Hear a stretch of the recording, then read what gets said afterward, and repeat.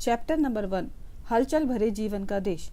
Greece अर्थात यूनान Helena में प्राचीनतम बस्तियां बसने और सामाजिक विकास की शुरुआत 10,000 तथा 3,000 ईसा पूर्व के बीच हुई। उस शुरुआत ने बड़ी प्रगति एवं विकास की बुनियाद रखी और शीघ्र ही उन्नति का सिलसिला चल पड़ा।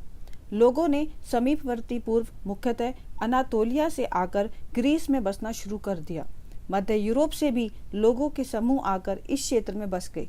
3500 और 3000 ईसा पूर्व के बीच निर्मित अधिक बड़े ग्रामों से पता चलता है कि उस युग में समाज का स्वरूप बड़ा जटिल था और यह भी कि एक विशिष्ट व शक्तिशाली वर्ग पनप रहा था। उसके कुछ समय बाद ही शिल्प विशेषज्ञ उभरने लगे और सामाजिक व्यवस्था का स्वरूप जनजातीय संगठन से मुखिया प्रदान हो गया। इस काल अवधि में जनसंख्या वृद्धि की दर बहुत कम रही। ईसा पूर्व दूसरी सहस्त्राब्दी में दो शक्तिशाली यूनानी सभ्यताओं का उदय हुआ। क्रीटे द्वीप समूह में मिनोआन और मुख्य भूमि पर माइकिनेयन सभ्यता। प्रारंभिक कांस्य युग 3000 से 2000 ईसा पूर्व के दौरान क्रीटे और मुख्य क्षेत्र यूनान दोनों में बड़े परिवर्तन हुए। प्रमाणों से पता लगता है कि दोनों जगह जनसंख्या में तीव्र वृद्धि हुई और एजियन सागर के पार अनातोलिया से निकट पूर्व तक व्यापार संबंध स्थापित हो गए। इसी अवधि में क्रीटे एवं मुख्य भूमि के बीच किकलेट्स द्वीप समूह बसाए गए और लगता है कि वे यूरोप एवं एशिया के बीच प्रगति में सहायक सेतु के रूप में खूब फले फूले। किकलेट्स द्वीप समूह और मुख्य भूमि दोनों में मिश्रित समाजों का विकास हुआ, जिनमें कुशल कारीगर भी थे और राजनीतिक वर्ग भी। क्रीटे में विकसित सभ्यता को पौराणिक राजा मिनोस के नाम पर मिनोआन कहा जाता है। करीब 2000 ईसा पूर्व के आसपास मिनोआन वासियों ने महलों का निर्माण शुरू कर दिया और उनके व्यापार चिन्ह ट्रेडमार्क बन गए। महल निर्माण का कार्य 1450 ईसा पूर्व तक चलता रहा। इस अवधि के दौरान आर्थिक, राजनीतिक और सामाजिक गठबंधन के क्षेत्र में गतिविधियां तेज हुईं और पूर्वी भूमध्य सागर में व्यापार सक्रिय होने के साथ साथ यूनानी संसार में हस्तलिपि के पहले दर्शन हुए। इस अवधि के उत्तरार्ध में मिनोआन के व्यापारी पश्चिम में दूर दूर तक जाने लगे और स्पेन पहुंच गए। बड़े बड़े अलंकृत महलों की बनावट विशेष प्रकार की थी।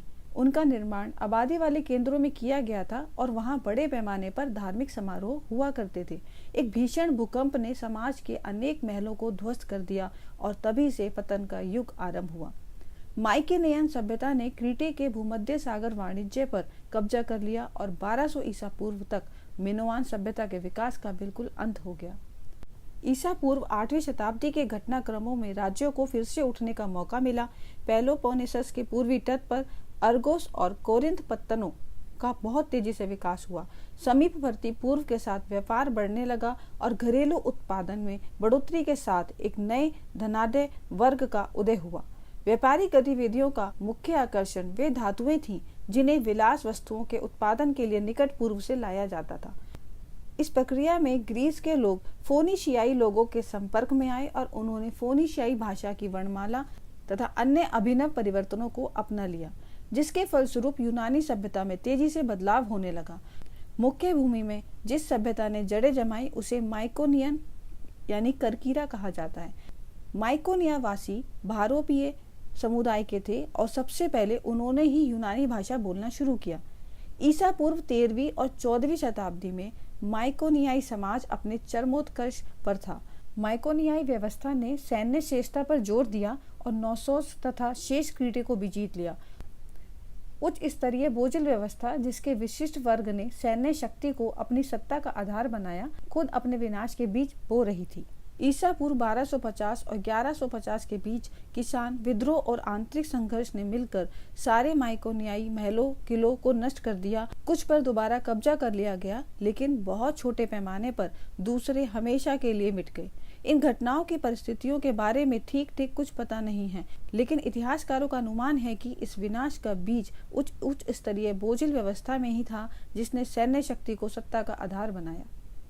बाद में आए काली युग में अधिकतर लोग दूर दराज के इलाकों में छोटे छोटे समुदायों में रहने लगे और अपनी भरण पोषण के लिए खेती बाड़ी करने लगे।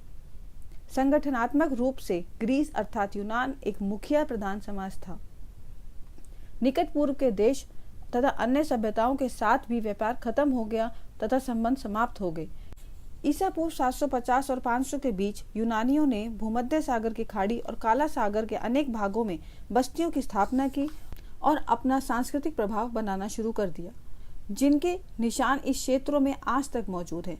730 ईसा पूर्व के आसपास इटली के तटवर्ती नगरों इस्किया और पिथेकुलई में धातु व्यापार के आधार पर यूनानियों की स्थायी बस्तियों की स्थापना की गई।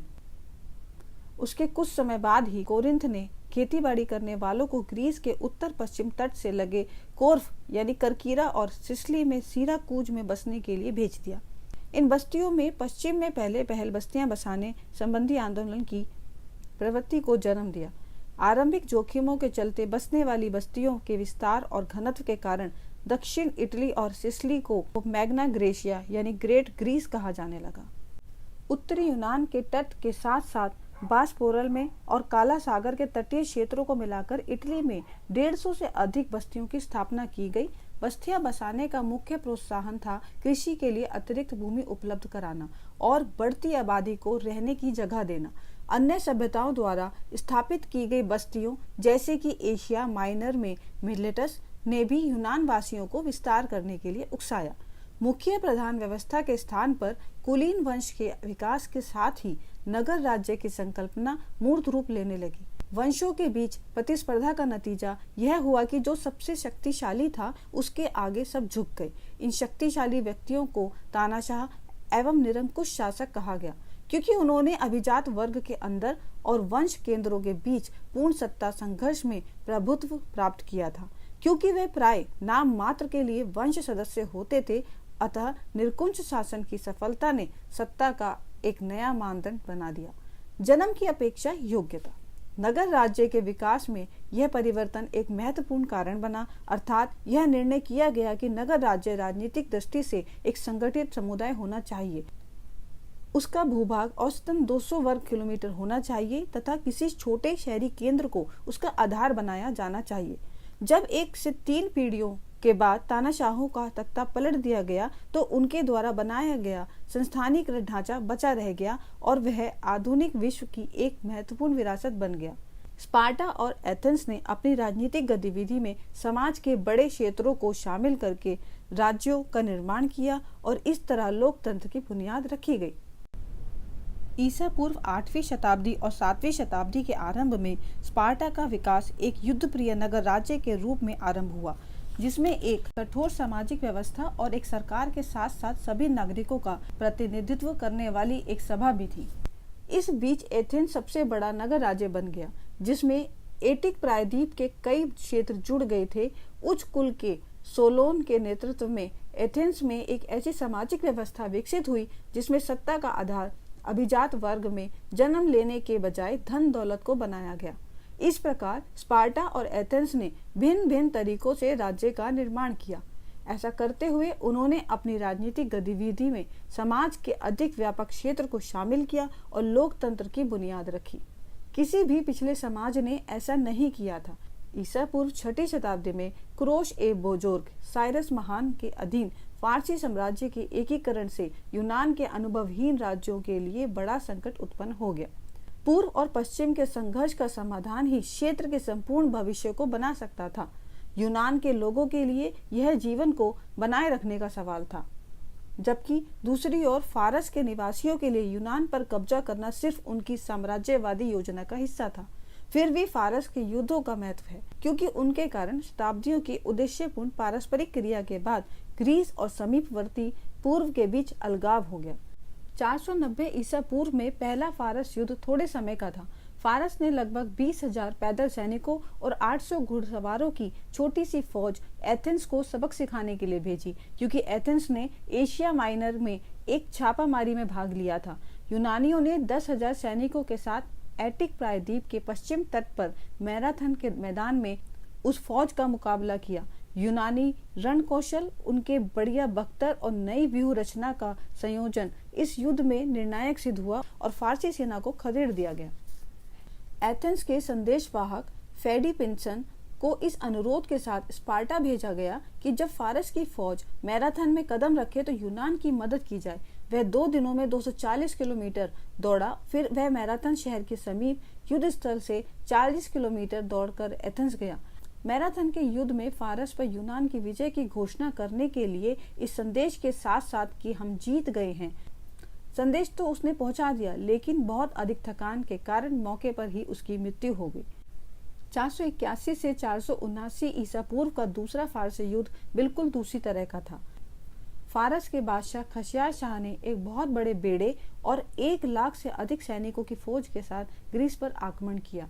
थर्मोपिलाई में स्पार्टा की सेना को बड़े संघर्ष में पराजित करने के बाद फारसियों ने मध्य यूनान पर कब्जा कर लिया और यूनानी सेना पेलोपोनेसक के दक्षिण की ओर पीछे हट गई। एटिक प्रायद्वीप पर कब्जा हो गया और एथेंस लूटपाट का शिकार हुआ। तथापि समुद्री लड़ाई में यूनानियों ने सेलिसिस की खाड़ी में फारसी बेड़े को पूरी तरह नष्ट कर दिया।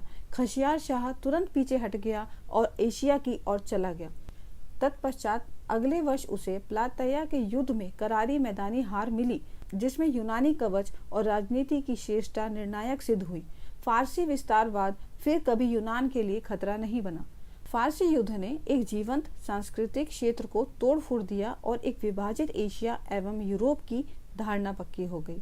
फारसी युद्धों का सबसे महत्वपूर्ण नतीजा यूनान और निकट पूर्व के बीच एक अवरोध उत्पन्न करना था, जिसमें फोनिशिया, लीडिया, मिस्र समेत एक जीवंत सांस्कृतिक क्षेत्र तथा निकट पूर्व की अन्य संस्कृतियों को भंग कर दिया गया। इस अवरोध को अगली शताब्दी के मध्य तक तोड़ा नहीं जा सका और एक विभाजित एशिया एवं यूरोप की धारणा स्थायी हो गई। फारस का खतरा दूर कर दी जाने के बाद यूनानी संघ यानी कि हेलेनिक लीग के सदस्यों के बीच छोटे मोटे टंटे और कहासुनी शुरू हो गई। स्पार्टा को जब लगा कि उसका काम पूरा हो गया है, वह संगठन से अलग हो गया और एथेंस ने लीग को अपने नियंत्रण में ले लिया। थेमिस्टोकिल्स और केमोन के नेतृत्व में एथेंस ने संघ को पुनर्गठित कर उसे डेलियन लीग का नाम दिया। इस संगठन में लगभग 150 नगर राज्य थे और नेतृत्व एथेंस के हाथों में था। अपने सैन्य बल का निर्माण करने के लिए अन्य सदस्य राज्यों से प्राप्त आर्थिक अंशदान का उपयोग करके एथेंस ने यूनानी संघ को वस्तुतः निजी साम्राज्य में बदल दिया।